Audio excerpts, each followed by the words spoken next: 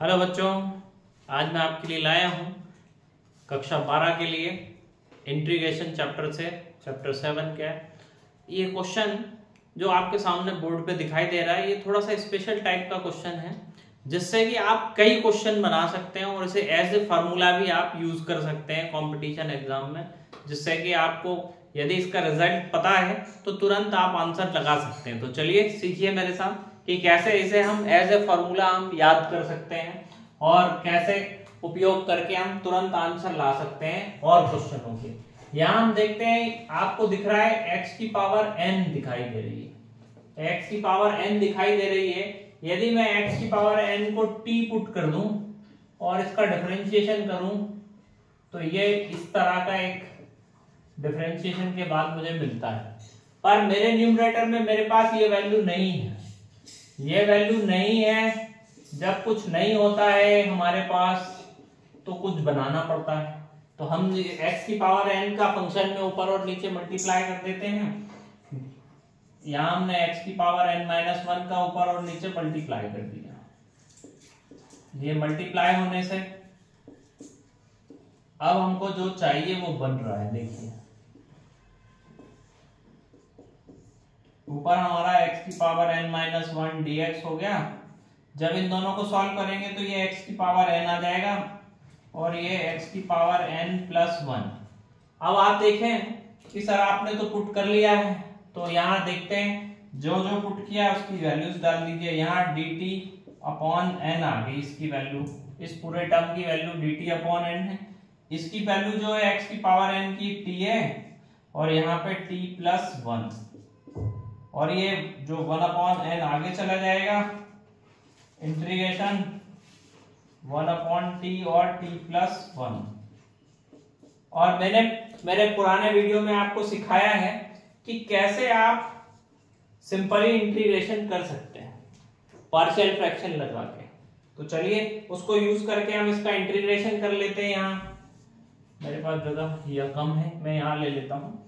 इसका 1/n आगे ही रहेगा और इसको इंटीग्रेशन लगाया और यहाँ t की जगह जब मैं 0 रखता हूं, t की जगह 0 रखूंगा तो यहाँ क्या आ जाएगा, 1/2 आ जाएगा। ये t की जगह t की जगह जब मैं 0 रखूंगा तो यहाँ 0 रखा मैंने तो 1/1 आ जाएगा। That means t as it is रहेगा। फिर मैं t की जगह क्या रखूंगा, -1, तो ये t+1 वाला टर्म एज इट इज रहेगा। मेरे पुराने वीडियो के लिंक से आप देख सकते हैं कि कैसे इसको, एक पहली बार में t की जगह 0 रखा है मैंने, दूसरी बार में t की जगह -1।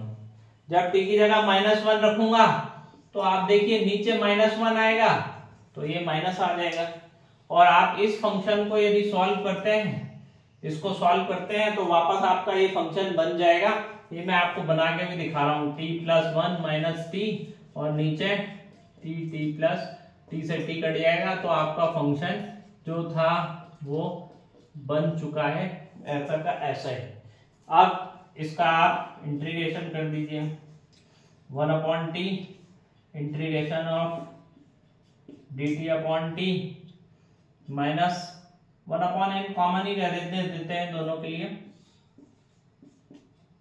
ये dt है dt/t+1। इसका जब इंटीग्रेशन किया तो ये आपका आया log t और ये -log t+1। ये 1/n t/t+1।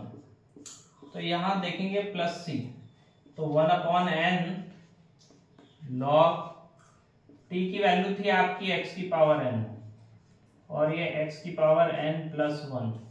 ये आप इसका सॉल्यूशन है, इसका सॉल्यूशन ये आएगा। तो आपको इसके सामने ही लिख दे रहा हूं मैं, 1/n log x की पावर n और n+1। ये इसका फॉर्मूला बना। अब इस फॉर्मूला को यूज करके आप कोई भी क्वेश्चन कर सकते हैं। जैसे मान लीजिए इसके लिए आपको क्वेश्चन दिया गया है, मैं क्वेश्चन लिख रहा हूं कि क्वेश्चन आपको दिया गया है यहाँ पे कि integration of dx of x और यहाँ दे दिया x की पावर 5 प्लस 1।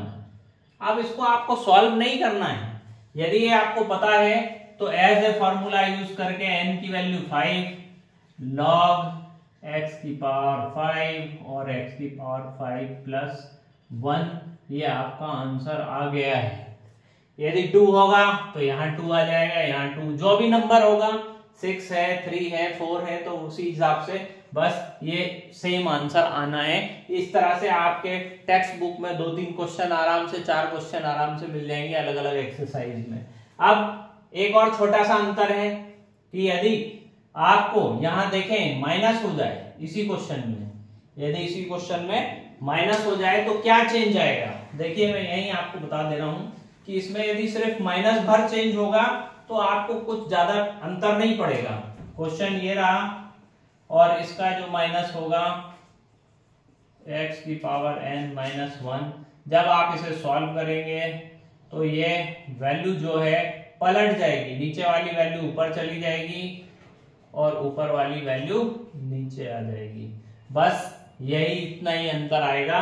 और जिस तरह से इसका कोई क्वेश्चन ले लेते हैं, इसके लिए भी एक क्वेश्चन लिख देता हूं मैं, x की पावर 3 माइनस 1 dx लिखा ही हुआ है तो यहाँ 1/3 हो जाएगा log x की पावर 3 माइनस 1/x की पावर 3। तो ये आपका आंसर आ चुका है, आपको सॉल्व नहीं करना है। तो आई होप आपने इस ट्रिक को एंजॉय किया होगा, इस फॉर्मूले को एंजॉय किया होगा। नहीं किया है तो आगे करिए। तो आप लोग स्वस्थ रहिए, व्यस्त रहिए, मस्त रहिए, सीखते रहिए अपने शिक्षक के साथ। जय हिंद, जय भारत।